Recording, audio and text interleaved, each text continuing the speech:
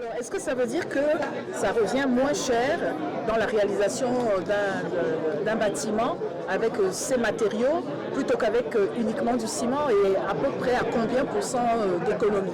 Alors, en termes de coûts de construction, quand je compare une maison en parpaing et une maison en briques de terre compressées, on sera dans les mêmes coûts.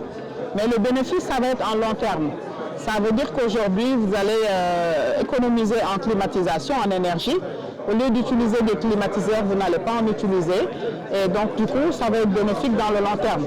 Mais ce n'est pas forcément pour la construction moins cher que le parpaing. Donc, c'est les mêmes facultés, c'est des constructions qui sont durables. On peut construire une petite maison comme une maison à R+3, R+4, 5 avec ces briques de terre crue. Et l'avantage encore, on n'utilise pas de peinture. Vous voyez, cette couleur, elle est naturelle. Donc la brique, elle reste comme ça, il faut juste la finir.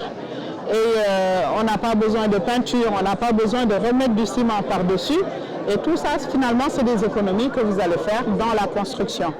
C'est des économies et aussi, c'est des matériaux, on peut le dire, éco-responsables, oui, puisque ce sont des matériaux qui font qu'il n'y a pas d'empreinte carbone, on ne va pas les chercher à l'extérieur, on ne les importe pas, ils sont sur place, même s'ils coûtent un prix certain.